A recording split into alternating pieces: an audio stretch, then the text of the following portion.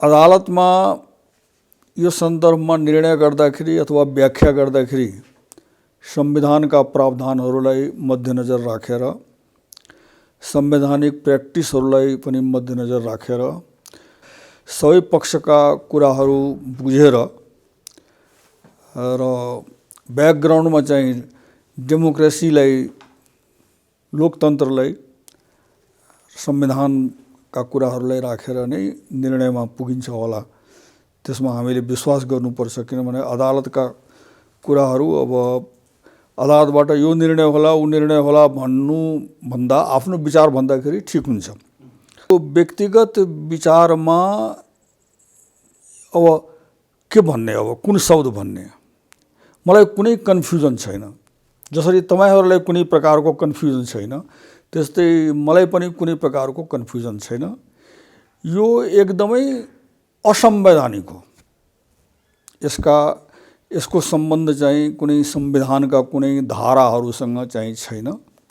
संविधानमा जुन व्याख्या गरिएका कुराहरू छन् त्यसको अवस्थाहरूसँग यसको सम्बन्ध चाहिँ छैन। म तपाईलाई अझ यसलाई चाहिँ विस्तार रूपमा लग्दाखेरि अलिकति यसमा तर्क गर्दाखेरि यो प्रतिनिधि सभाको विघटनको कुरा हाम्रो संविधानको अहिलेको जुन वर्तमान संविधान हो 2072 सालमा आएको संविधान, त्यो संविधानको धारा 76 मा उल्लेखित छ। त धारा 76 का कुराहरू जुन छन् त्यो मन्त्री परिषदको गठनसँग सम्बन्धित चाहिँ त्यो छ। त्यसमा चाहिँ के छ भने अब मल्टी पार्टी सिस्टममा विभिन्न दलहरू हुन्छन्। त्यो विभिन्न दलहरूमा बहुमत प्राप्त दलको नेतालाई प्रधानमन्त्री को रूपमा र मन्त्री परिषद गठन गर्नको लागि चाहिँ आमन्त्रित गरिन्छ। अब यस्तो स्थिति पनि आउन सक्छ यो मल्टी पार्टी सिस्टममा कि कुनै एउटा दलले बहुमत प्राप्त नगर्न सक्छ, एब्सोल्युट मेजोरिटी उसलाई नहुन पनि सक्छ।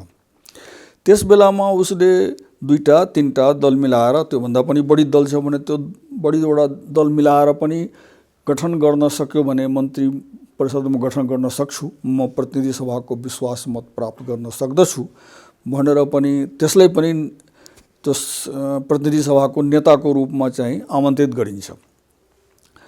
अनि त्यसपछि चाहिँ त्यो पनि भएन।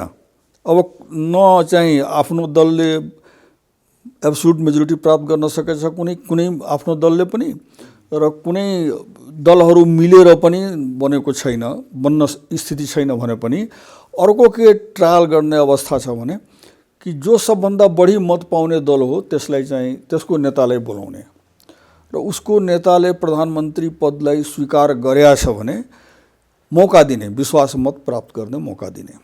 र विश्वास मत प्राप्त गर्ने मौका दिएर पनि विश्वास मत प्राप्त गर्न नसकेपछि, अथवा म विश्वास मत प्राप्तै गर्न सक्दिनँ, म हुँदैन प्रधानमन्त्री भनेर भनिसकेपछि मात्रै त्यो प्रतिनिधि सभाको विघटनको कुरा आउँछ, जुन तपाईको धारा 76(7) ले यहाँ चाहिँ उल्लेख गरेको छ। यो कुरालाई जुन धाराको प्रयोग सम्माननीय प्रधानमन्त्रीज्यूले पनि गर्नुभएको छ। अब त्यो सबै कुनै अवस्था चाहिँ यहाँ वर्तमान छैन। यो मजाको सरकार चलिरहेको छ, बहुमत प्राप्त सरकार छ,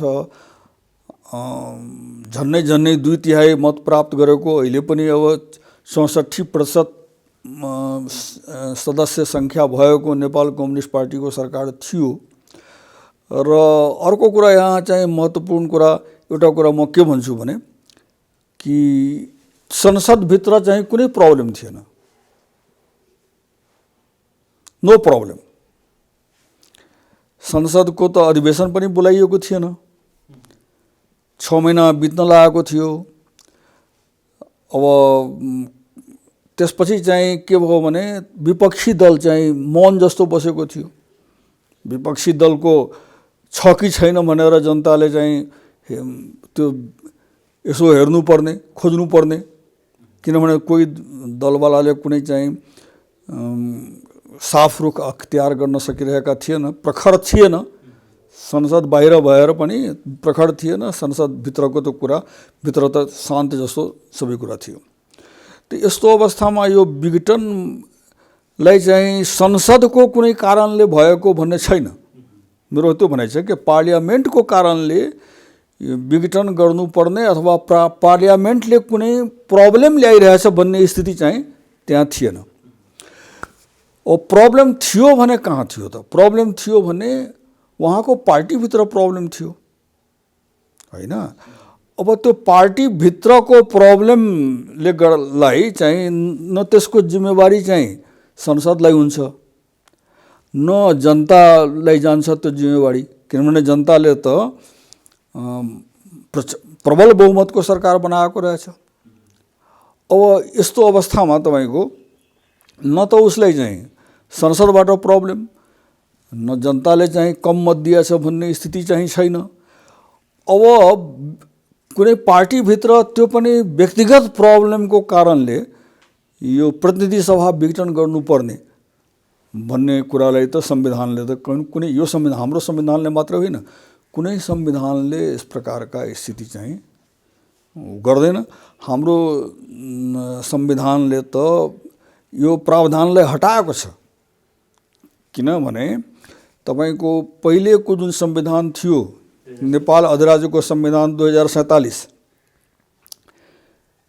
त्यसमा मलाई के लाग्छ भने जहाँसम्म म करेक्ट स्मरण गर्न सक्छु कि सक्दिनँ, तर धारा 54 मा यो व्यवस्था थियो, 54(3) मा थियो जस्तो लाग्छ मलाई, कि प्रधानमन्त्रीले सिफारिस गरेमा संसद भङ्ग हुने अवस्था थियो। किनभने प्रधानमन्त्रीको सिफारिस अनुसार नै राजाले भङ्ग गर्नुपर्ने अवस्था थियो। तर त्यो चाहिँ के छ भने त्यो प्रावधान हटाएको छ। त्यो प्रावधान बिल्कुल हटाएको छ। अन्तरिम संविधानमा संविधान सभा भङ्ग हुने अथवा यो संसद भङ्ग हुने भन्ने अवस्था थिएन। त्यो कस्तो थियो भने 2 वर्ष कार्यकाल थियो संविधान सभाको, प्लस 6 मन्थ्स, फेरि प्लस 6 मन्थ्स भयो र पछि अदालतले पनि 6 महिना दियो टाइम, त बनाउन सकेन संविधान, अनि चाहिँ त्यो भङ्ग भएको, आपसे आप भङ्ग भएको, अवधि पुरा भएर भङ्ग भएको हो। अब यो संविधानमा धारा 85 मा जहाँसम्म कुरा छ, धारा 85 मा यो 76(7) को अवस्थालाई मात्रै धारा 85 ले आगावै चाहिँ विघटन हुने बाहेक भनेर भनेको छ अहिलेको धारा 85 ले, नभए अर्को चाहिँ विघटन हुने अवस्थै छैन। त जुन यो प्रधानमन्त्री कार्यालयबाट जुन जारी भएको छ विज्ञप्ति, त्यो विज्ञप्तिमा धारा 85 को उल्लेख छ, त्यो विज्ञप्तिमा धारा 76(7) को उल्लेख छ। यो चाहिँ कुनै प्रकारले यो विज्ञप्तिलाई चाहिँ संवैधानिक समर्थन अथवा कानुनी समर्थन र नभई नहुने अवस्था छ भनेर त्यो कुरा चाहिँ देखाउँदैन। यो तपाईको चाहिँ समसामयिक प्रश्न छ, यसलाई म मान्छु र यसको व्याख्या गर्नुपर्ने वास्तवमा चाहिँ हुन्छ, व्याख्या गर्नुपर्ने हुन्छ। मैले हिजो न्युज मिडियाबाट पनि के सुने भने प्रधानमन्त्रीज्यूले मेरो अन्तर्निहित अधिकार प्रयोग गरेको भनेर उहाँले भन्नुभएको छ। अब अन्तिम निर्णय त अदालतमा होला। तपाईले जुन प्रश्नहरू गर्नुभयो त्यो प्रश्नहरू चाहिँ सार्थक छन्, त्यसको जवाब चाहिँ खोज्नुपर्छ वास्तवमा चाहिँ। तर म के भन्छु एउटा कुरा भने कि यो नेपाल अधिराज्यको संविधान 2047 मा यो व्यवस्था थियो, जहाँसम्म मलाई लाग्छ 54(3) मा होला, यो व्यवस्था थियो। अनि त्यो व्यवस्थाको नेपालमा त कस्तो हुँदो रहेछ भने तपाईको कि जुनसुकै पावर छ त्यसको दुरुपयोग गर्ने चेष्टा हुन्छ यहाँ, र 3 चोटि चाहिँ त्यो संसद, त्यो संविधानका पालामा 3 चोटि संसद भङ्ग भएको हो। तपाईहरुलाई सम्झना होला। जो अब धेरै नाउँमा लिन चाहन्न हैन, उहाँहरूद्वारा चाहिँ भङ्ग भयो संसद, र त्यसलाई चाहिँ के गर्यो भने कि यो धाराले नै यो संसद भङ्ग भएछ, यो धाराले नै यो संसद भङ्ग भएछ। त्यसकारण त्यो धाराका प्रावधानलाई अन्तरिम संविधानमा पनि राखिएन र त्यो धाराका प्रावधानलाई यो अहिलेको वर्तमान संविधान नेपालको संविधान 2072 मा पनि त्यसलाई राखिएन। किनभने त्यसलाई एउटा मिसचिफ जस्तो त्यो धारालाई एउटा यो तपाईको स्ट्याच्युटको इन्टरप्रिटेसनमा एउटा मिसचिफ रुल हुन्छ। What was the मिसचिफ with it, what was the wrong with it, त्यसलाई चाहिँ रिप्लेस गर्नुपर्छ, संशोधन गर्नुपर्छ, हटाउनुपर्छ भनेर त्यसलाई चाहिँ मिसचिफ रुल भनिन्छ, इन्टरप्रिटेसनको रुललाई। त मेरो के भनाइ छ भने कि त्यो इन्टरप्रिटेसनको रुल यहाँ आकर्षित हुन्छ भनेर मेरो भनाइ। मिसचिफ रुल मिसचिफ रुल किन आकर्षित हुन्छ भने कि त्यो त तपाईको लागि मिसचिफ थियो, that was wrong with us भनेर संविधान सभाले बुझे र संविधान सभाले बडो मनन गरेर नै त्यो प्रावधानलाई चाहिँ यो वर्तमान नेपालको संविधानबाट हटाइदिए। र उसले के भन्यो भने तपाईले जुन कुरा यहाँले गर्नुभयो त्यो कुराको अर्थ के हो भने प्राइम मिनिस्टर्स प्रेरोगेटिभ, प्रधानमन्त्रीको विशेषाधिकार। मैले यो कुरालाई इम्पोर्टेन्टली मैले किन लिइरहेको छु भने तपाईले भने जस्तै संसदीय व्यवस्थामा प्रधानमन्त्रीको विशेषाधिकार हुन्छ। म फ्रेस म्यान्डेट लिन्छु भनेर त्यसको चाहिँ अधिकार हुन्छ र उसलाई अप्ठ्यारो परेको बेलामा त्यो प्रयोग गर्न सक्दछ। त त्यो प्रयोग गर्न त सक्दछ तर त्यसको दुरुपयोग गर्न त उसले सक्दैन नि, व्यक्तिगत कारणले त गर्न सक्दैन नि उसले। तर नेपालको सन्दर्भमा दुरुपयोग भयो, 3 वटा इन्स्टेन्स चाहिँ पहिले थियो हामीसँग भनेर हाम्रो संविधानका। आज मैले एउटा इन्टरभ्यू हेरेको छु, मलाई लाग्छ तपाईहरुकै अनलाइनमा होला कि कृष्ण प्रसाद सिटोलाजीको, त्यसमा पनि उहाँले के भन्नुभएको छ भने कि यो बहुत मनन गरेर सर्वसम्मति रूपले नै हटाएको रहेछ यो यसलाई चाहिँ। त यो यसरी चाहिँ हटाइदिएको कुरा, हामीले नचाहिएको कुरा होइन। प्रधानमन्त्रीलाई यो विशेषाधिकार दिइराख्नु परेन नेपालमा। किन दिनु परेन भने यसले मिसयुज गर्छ यसको भनेर त्यो कुरालाई संविधान सभाले महसुस गरेर मनन गरेर जब चाहिँ हटाएको छ भने अब त्यसैको चाहिँ कहाँ त्यसलाई समातेर यो मैले चाहिँ गर्न पाउने भनेर त्यो प्रावधानलाई समातेर गर्न पाउने भन्ने कुरा त आएन। र अर्को यसको सन्दर्भमा म तपाईलाई के भन्छु भने कि उहाँले जुन सिफारिस गर्नुभएछ त्यो सिफारिस के भनेर गर्नुभएछ, यो मेरो विशेषाधिकार हो भनेर गर्नुभएछ। विशेषाधिकार हो भनेर त गरेको भए एउटा विचाराधीन पनि हुन सक्थ्यो, यो कुरा विचारणीय पनि हुन सक्दथ्यो। तर त्यहाँ सिफारिस गर्दाखेरि विशेषाधिकार हो र यो मुलुकको आवश्यकता अनुसार मैले गरिरहेछु भनेर भनेको छैन त्यो सिफारिसमा। अब अहिले तपाईको लिखित जवाबमा, सर्वोच्च अदालतको लिखित जवाबमा अब यो कुरालाई राख्ने हो भने अब तपाईको सबभन्दा बढी इम्पोर्टेन्ट त त्यो हुन्छ नि, सिफारिस गरेको जुन पत्र छ त्यो पत्रका कुराहरू हुन्छ नि। त्यो पत्रको कुरामा धारा 76(7) र धारा 85 को मात्रै उल्लेख छ। व्यक्तिगत कारणले मैले गरिरहेछु भनेर पनि छैन, मुलुकको आवश्यकता अनुसार मैले गरिरहेछु त्यो पनि छैन। मलाई चाहिँ अब जनताको भलोको निमित्त, देशको भलोको निमित्त फ्रेस म्यान्डेट लिनु परेको छ। अब त्यो सबै कारणहरू केही खुलेर त्यहाँ चाहिँ छैन। त यी सब कुराहरूलाई यो जुन स्टेप छ तपाईको यो संसदको विघटनको, प्रतिनिधि सभाको विघटनको, यी कुराहरूले सपोर्ट गर्दैन हो। मेरो त्यही भनाइ के छ, मेरो व्यक्तिगत विचार के छ भने यसले संविधानका जुन प्रावधानहरू छन् त्यसलाई लिटरा लेजिस हेर्दाखेरि पनि, अक्षर र शब्दहरूलाई हेर्दाखेरि पनि सपोर्ट गरेका छैन। इन्टरप्रिटेसनको गोल्डन रुल जुन हुन्छ तपाईको कि यो लिटरा लेजिस पनि होइन, यो गोल्डन रुललाई पनि यसले चाहिँ द्वारा पनि समर्थित छैन यो। र पर्पस अफ द जुन छ तपाईको कन्स्टिट्युसनको जुन प्रावधानका पर्पस छन् त्यो पर्पस के हो, त्यो प्रेरोगेटिभ लाइकको दुरुपयोग गर्न नदिने भन्ने पर्पस रहेछ अहिलेको संविधानलाई।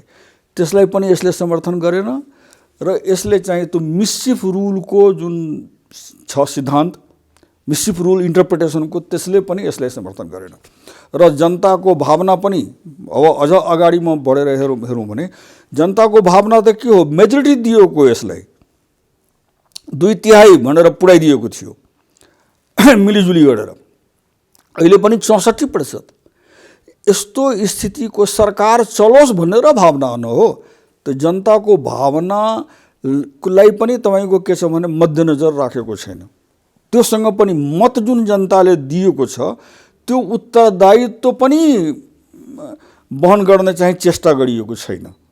यसकारण यो के छ भने यो राम्रो होइन, यो मुलुकको लागि पनि राम्रो होइन, संविधानसँग त यो छैन भनेर मेरो आफ्नो व्यक्तिगत ओपिनियन त यही। चलाउन नसकेपछि त राजीनामा गर्नुपर्छ नि। अहिले 64% मत पाएर म चलाउन सकिनँ, र अब मलाई अलिकति थोरै मत दिनुहोस् म चलाउँछु भनेर यो कुनै जिकिर त भएन नि, यो कुनै राम्रो सकारात्मक विचार त भएन नि। तपाईलाई चलाउन दिएको, तपाईँ चाहिँ राम्रो मान्छे हुनुहुन्छ, तपाईँ सक्षम नेता हुनुहुन्छ भनेपछि चलाउनुहोस्। तपाईलाई जनताले राजीनामा त गर्न भनिरहेको थिएन, पार्टीभित्रका कुराहरू थियो, संसदले राजीनामा गर्न तपाईँलाई भनेको थिएन, विश्वास अविश्वासको चाहिँ प्रस्ताव चाहिँ संसदमा आएको थिएन भनेर प्रधानमन्त्रीज्यूले नै भन्नुहुन्छ। प्रधानमन्त्रीज्यूले के भन्नुहुन्छ भने संसद यो प्रतिनिधि सभा भङ्ग भइसकेपछि अविश्वासको प्रस्ताव दर्ता भएको हो भनेपछि हामीले के बुझ्नु पर्यो भने कि अविश्वासको प्रस्ताव पनि संसदमा मुभ भएको थिएन, हैन। उहाँमाथि सबैले विश्वास गरिरहेछ भने म माथि विश्वास नगर भनेर भन्नु सिवा अर्को कुनै कुरा छ यसमा? कुनै कुरा छैन। त्यसकारण चाहिँ उहाँले यो यस्तो स्थितिमा राजीनामा गर्नु पर्थ्यो, उहाँको अरूलाई चाहिँ मौका दिनु पर्थ्यो। म चलाउन सक्दिनँ भनेपछि त चलाउन सक्नु भएन भने प्लिज तपाईँ चाहिँ अर्कोलाई दिनुहोस् ठाउँ, अर्कोलाई चाहिँ मौका दिनुहोस्। तर कुरा के रहेछ भने त्यो त भावना र म चलाउँछु, जसरी पनि चलाउँछु, संसद भङ्ग गरेर पनि चलाउँछु, यहाँसम्म पनि उहाँको आफ्नो स्थिति। तर हामीलाई त संविधानसँग वास्ता छ। तपाईको संविधानसँग चित्त नबुझ्ने कुराहरू हुन सक्छ, तर जबसम्म त्यो संविधान छ हैन तपाईले मान्नुपर्छ। जस्तो तपाईको कोर्टको फैसला हुन्छ भने कोर्टको फैसलासँग तपाईको चाहिँ पुरै कुरामा चित्त नबुझ्ला, यो तपाईको इच्छा, हाम्रो इच्छा, तर कुरा के छ कोर्टको फैसला त मान्नुपर्छ। त्यस्तै हो, प्रधानमन्त्रीसँग चित्त नबुझ्ला, तर प्रधानमन्त्री भएसम्म त प्रधानमन्त्रीलाई मान्नु पर्यो नि। कुन राजनीतिक कुरामा अदालत हस्तक्षेप गर्न गएको छ आजसम्म? नेपाल कम्युनिस्ट पार्टीले उहाँलाई नेता बनाएछ, अदालतले अथवा कुनै वकिलले अथवा कुनै जनताले तपाईलाई नेता बनाउनु पर्दैन भनेर भन्न गएको छ? भन्न गएको छैन। उहाँलाई नेता बनाउन सक्छ, अर्कोलाई नेता बनाउन सक्दछ, यो राजनीतिक कुरा हो। उहाँले चाहिँ एउटै पार्टीको सरकार चलाउन सक्नुहुन्छ, उहाँको कुरा। उहाँले 4 वटा पार्टीलाई मिलाएर सरकार चलाउनुहुन्छ भने उहाँको कुरा। यो राजनीतिक कुराहरू भयो। उहाँले चाहिँ विकास गर्ने कुरा उहाँको कुरा, उहाँले सन्धि सम्झौता गर्ने उहाँको कुरा, यो राजनीतिक कुराहरू भयो, हैन। तर संविधानका प्रावधानहरूको एगेन्स्टमा त अदालतमा जान पाउँछ नि त। यो राजनीतिक कुरासम्म चाहिँ अदालतलाई चाहिँ लिनु दिनु केही पनि हुँदैन। तर जब संवैधानिक प्रावधानका विपरीत कुनै पदाधिकारीबाट आचरण हुन्छ अथवा गर्नुपर्ने काम गर्दैन र त्यसमा पनि अदालतले वास्ता गर्दैन। वास्ता कुनमा हुन्छ अदालतको सुरु भने जब कुनै व्यक्तिबाट, कुनै जनताबाट उसमा चाहिँ निवेदन लिएर जान्छ अनि निवेदनको सुनवाई उसले गर्छ। यो संवैधानिक कुरा हो कि होइन, त्यो उसको प्रोटेक्ट गर्ने अधिकार, प्रोटेक्ट गर्ने कर्तव्य र पुनित कर्तव्य म के भन्छु भने अदालतको हो। अदालतले जनताको मौलिक हकको पनि संरक्षण गर्नुपर्छ, अदालतले संविधानका प्रावधानहरूको पनि उसले संरक्षण गर्नुपर्दछ र त्यसै कारण त उसलाई असाधारण अधिकारहरू दिएको छ नि त। परमादेश जस्तो, उत्प्रेषण जस्तो, अधिकार पृच्छा जस्तो, हैन, यी सारा अधिकारहरू जुन दिएको छ त्यो बाहेक पनि हाम्रो संविधानमा त अन्य उपयुक्त आज्ञा आदेश समेत जारी गर्न पाउने भनेर पनि बनेको छ। संविधान अनुसार भएको छ भने ओके, संविधान अनुसार भएको छैन भने त्यसलाई बदर गर्न सक्ने, त्यसमा चाहिँ अन्य आज्ञा आदेश जुनसुकै आज्ञा आदेश उसले चाहिँ जारी गर्न सक्ने हुन्छ, किनभने उसको संविधानलाई प्रोटेक्ट गर्ने, जनताको अधिकारलाई प्रोटेक्ट गर्ने र अहिलेको जुन हाम्रो संविधानको उद्देश्य छ, पर्पस जुन छ, लोकतन्त्र पर्पस छ, गणतन्त्र पर्पस छ, यी पर्पसहरू जुन मौलिक हकहरूका कुराहरू छन्, यो सारा प्रजातान्त्रिक अधिकार जनताको जुन छ डेमोक्रेटिक राइट्स भनेर भनौँ, यो सारा कुराहरूको उसले चाहिँ संरक्षण गर्नुपर्ने उसको पुनीत कर्तव्य भएको हुनाले अदालत यो कामबाट, यो कर्तव्यबाट पन्छिन मिल्दैन भनेर यहाँसम्म चाहिँ मेरो भनाइ छ। अदालतले गर्ने, अदालतको लागि, अदालत के को लागि, अदालत त्यसैको लागि हो। अदालत चाहिँ विवादका विषयमा, संवैधानिक विवादको विषय पनि यसै अदालतले हेर्छ, व्यक्तिगत विवादका विषय पनि यसै अदालतले हेर्छ, सिभिल सुट्स पनि अदालतले हेर्ने हो, क्रिमिनल सुट्स पनि हेर्ने हो, कन्स्टिट्युसनल सुट्स पनि हेर्ने हो। त्यसकारण उसले चाहिँ पन्छिन मिल्दैन भनेर यो कुरालाई पहिले नै यो कुरा चाहिँ हाम्रो भइसकेको छ कि शेरबहादुर देउवाजीको सरकारको बेलामा नेपाल अधिराज्यको संविधान 2047 थियो र त्यसमा चाहिँ प्राइम मिनिस्टर प्रेरोगेटिभको यो व्यवस्था थियो। यो व्यवस्थाको 3 चोटि दुरुपयोग भएको भनेर यो संविधान सभाले महसुस गर्यो।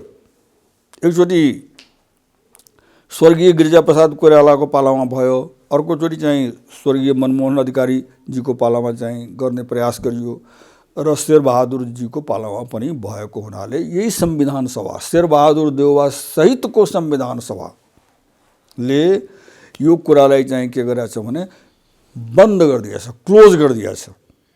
उहाँहरूले आफै क्लोज गर्नुभएछ, होइन यो प्राइम मिनिस्टरलाई यो अधिकार दिनु पर्दैन भन्ने। त्यसकारण त्यो नजिर आकर्षित हुने अवस्था चाहिँ अहिले भएन।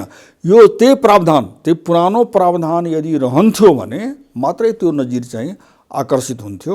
त्यसलाई त मिसचिप मानेर, त्यसलाई त रङ मानेर यो संविधान सभाले हटाइदिएको छ।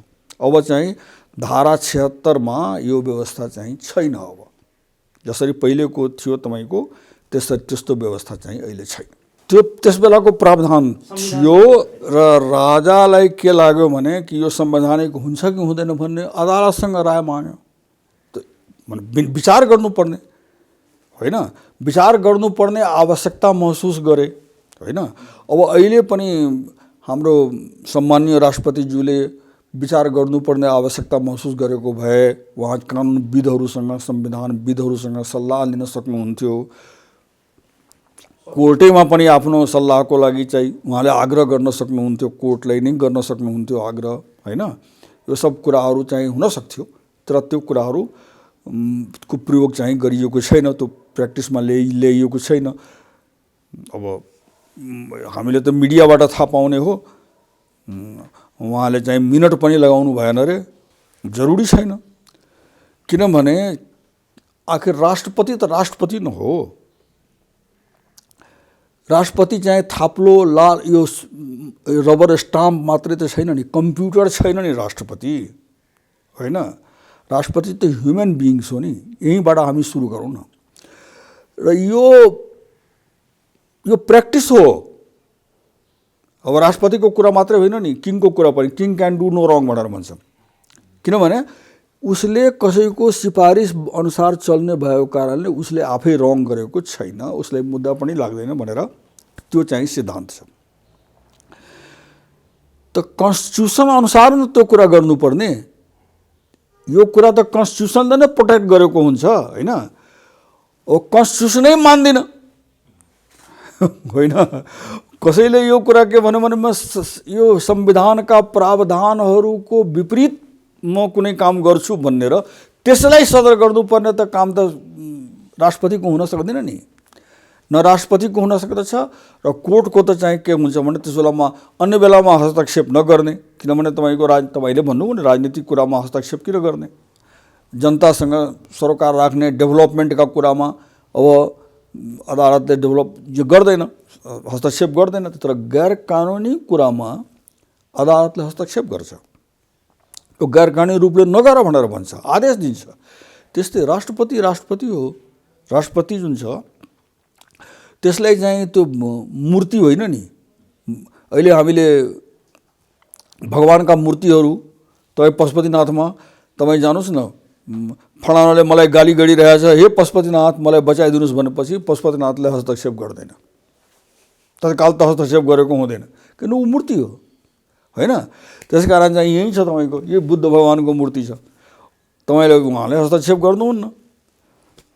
त त्यो कुरा के छ, त्यो बेग्लै कुरा। तर मान्छे इन्टिटी हो, मान्छे त व्यक्ति हो नि, व्यक्ति भइसकेपछि उसको कम्प्युटर हुँदैन, ऊ दिमाग हुन्छ, विवेक हुन्छ, उसलाई उसको पद छ, पदबाट चाहिँ काम गर्दाखेरि विवेक पुर्याउनु पर्ने हुन्छ, कम्तीमा संविधान अनुसार गर्नुपर्ने हुन्छ, संविधानको कुन धाराले विघटन गरेका छ भन्ने धारालाई पल्टाएर हेर्नुपर्छ, त्यसका मनसाय बुझ्नु पर्दछ, त्योसँग चाहिँ के परिणाम आउन सक्छ भन्ने कुरा त्यो पनि बुझ्नु पर्दछ।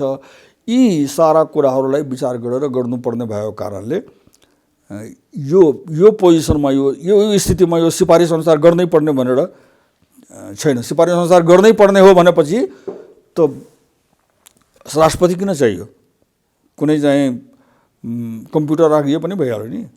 मलाई त संशय छ भन्ने म यो व्यक्त गर्दिनँ, किनभने अदालत हो, अदालतलाई चाहिँ तपाईँले काम गर्न दिनुपर्दछ। त्यसपछि तपाईँ अदालतको, मेरो के भनाइ छ भने समालोचना गर्न सक्नुहुन्छ। म त अदालतको समालोचनाको पक्षमा हुन्छु, त्यसले अदालतलाई बलियो बनाउँछ। त्यसले चाहिँ के छ भने अदालतलाई जे मन लाग्यो त्यही गर्दिन चाहिँ एउटा त्यो हुँदैन। तपाईँ अब यो बहुत राम्रो प्रश्न हो, यसलाई गहिरिएर सोच्दाखेरि तपाईँ हेर्नुहोस् एउटा कुरा कि अदालत खुला इजलासमा हुन्छ, अदालतका काम कारबाहीहरू खुला इजलासमा हुन्छ। खुला इजलासको के मतलब छ र? के मतलब छ भने त्यो जनताको अगाडि हुन्छ, तपाईँको आँखाको अगाडि हुन्छ।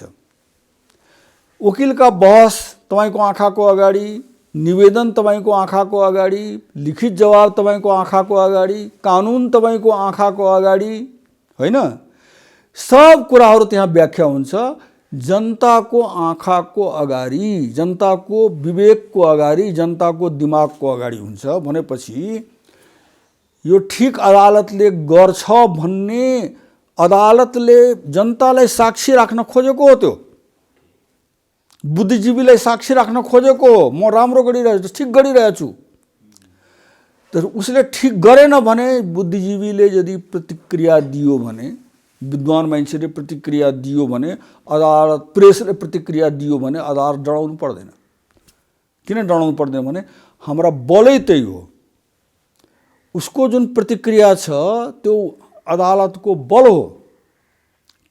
त्यो चाहिँ के छ भने एक दुईजनाले नराम्रो प्रतिक्रिया देला नि, तर बुझ्ने बढी छन्। त्यसकारण चाहिँ उसले बुझेर राम्रो प्रतिक्रिया देला त आलोचनाबाट हामी अदालतका मान्छेहरू डराउनु पर्दैन। आलोचना हाम्रो बल हो, आलोचना हामीलाई चाहिँ कमजोरी होइन। हाम्रो कसैले आलोचना गरिदियो भने राम्रो कुरा, आलोचना गर्यो भने न सतर्क हुन्छ। त्यसै कारण न खुला इजलास। त मेरो भनाइ के रहेछ भने म अदालतप्रति संशय राख्दछु भन्ने कुरा म व्यक्त गर्न चाहन्न। संशय यदि छ भने त्यो संशय के कारणले हो भने अदालतले सोच्नु पर्दछ र अदालतले त्यो संशय नहोस् भन्ने दृष्टिले काम गर्नु पर्दछ।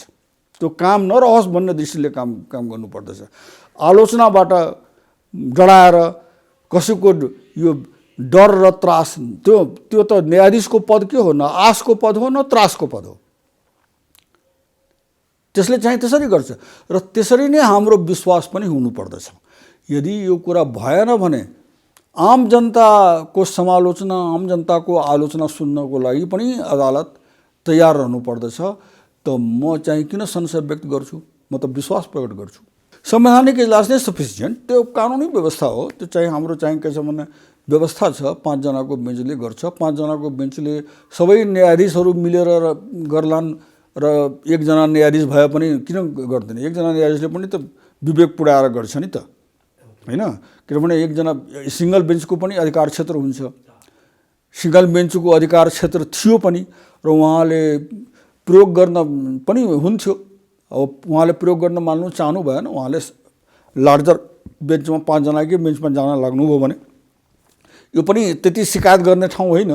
अब कुरा के छ भने म त के भन्छु भने समालोचनाको लागि त खुला हुनुपर्छ नि, समालोचनाको लागि त खुला हुनुपर्छ। यो गर्नुपर्ने थियो, गर्नु नपर्ने थियो, गरिदिए राम्रो हुन्थ्यो, नगरेकै राम्रो, यो सब कुरा जनताले भन्न पाउँछ, हैन? जनताले अदालतलाई मेरो व्यक्तिगत विचारमा त गाली पनि गर्न पाउँछ, जनताले न्यायाधीशलाई पनि गाली गर्न पाउँछ। म स्वयं न्यायाधीश रहेको छु, तपाईहरुलाई याद होला मैले कुनै पत्रकारमाथि कन्टेम्प्ट अफ कोर्ट मुद्दा चलाएकै छैन मैले, जबकि मेरो आलोचना पनि प्रेसमा भइरहन्थ्यो, नभएको होइन। तर त्यसलाई म आफ्नो चाहिँ बल मान्थे, यो कुरा ठिक हो, गर्ने हो, गर्नेले त्यो उसैले आखिर उसैले मेरो आलोचना गर्ने हो, उसैले मेरो प्रशंसा गर्ने हो, होइन?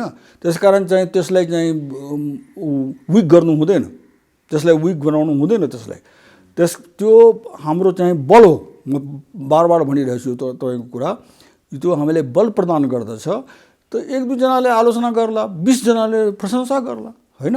त्यसकारण चाहिँ त्यो के छ भने अदालतमाथि जुन अदालत छ, जुन संविधान छ, त्यो संविधानका सबै प्रावधानसित मेरै चित्त बुझाएको छैन, होइन? मलाई तपाईँ संविधानको आलोचना गर्न भन्नुस् न, म गर्छु। तर म संविधानलाई मान्छु, म मानेर आलोचना गर्छु। कोर्टको पनि आलोचना हुन सक्दछ, कोर्टको पनि आलोचना गर्न पाउनुपर्छ, तर हामीले मानेर आलोचना गर्नुपर्दछ। कन्स्टिट्युसनले प्रष्ट भनेका कुराहरूलाई प्रष्ट मान्नु पर्दछ। कन्स्टिट्युसनमा सबै यतिकै त्यो धाराहरूमा सबै कुरा लेखेको हुँदैन।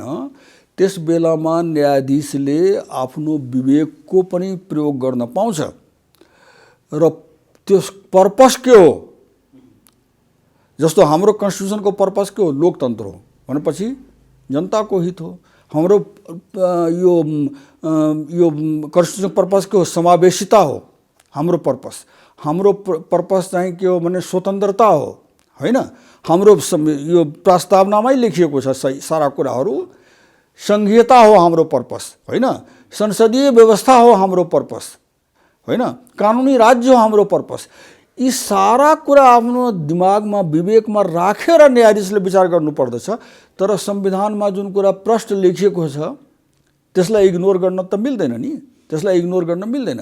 संविधानमा जुन कुरा जानी जानी चाहिँ त्यहाँ लेखिएको छैन त्यो कुरालाई एप्लाई गर्न त भएन नि। मैले किन भन्न खोजेँ भने कि तपाईले जुन प्राइम मिनिस्टर्स प्रेरोगेटिभको कुरा गर्नुभयो त्यसलाई त जानी जानी हटाइदिएको छ नि पहिलेको पूर्व अवस्थामा दुरुपयोग भएको कारणले। त्यसकारण चाहिँ यो यसरी गर्नुपर्ने फेरि भनेर त्यो न्यायाधीशले त्यसरी ल्याउन चाहिँ मिल्ला जस्तो मलाई लाग्दैन। किनभने जुन कुरालाई उसले स्वयं हटाइसकेका छ संसदले, संविधान सभाले र सारा नेताहरूले जुन कुरालाई मिलेर सर्वसम्मतबाट हटाएको रहेछ, होइन? सर्वसम्मतबाट हटाएको रहेछ। त्यहाँ चाहिँ हाम्रो जुन यो संविधान सभाबाट संविधान जारी भएछ त्यो त्यस बेलाको सर्वसम्मतैबाट भएको छ, होइन? त यो कुराहरूलाई चाहिँ के छ भने हटाउनु भनेर र जानी जानी फेरि ल्याउनु भनेर त्यसरी चाहिँ स्वेच्छाचारिता हुँदैन। न्यायपालिकामा पनि स्वेच्छाचारिता हुँदैन, न्यायाधीशमा पनि स्वेच्छाचारिता हुँदैन। त्यो स्वेच्छाचारिताको प्रयोग चाहिँ न्यायाधीशले गर्दैन भन्ने कुरामा म त विश्वस्त छु। तपाईहरु पनि विश्वस्त हुनुपर्दछ भनेर म तपाईहरुलाई पनि सल्लाह दिन्छु। तर एउटा यो कुराको पनि के सल्लाह दिन्छु भने कि आफ्नो जुन प्रेसको कर्तव्य जुन हो समालोचना गर्ने, जनताको पक्षबाट तपाई समालोचना गर्नुहुन्छ त्यसको पनि दुरुपयोग त नगर्नुस्, सदुपयोग त अवश्य गर्नुस् भनेर म भन्छु। मेरो व्यक्तिगत विचारमा त बिल्कुल छ, अदालतले जे निर्णय गर्ला गर्ला, तर मेरो व्यक्तिगत विचारमा त बिल्कुल छ। ती गर्नुपर्ने कुरा त्यही हो मेरो व्यक्तिगत विचारमा।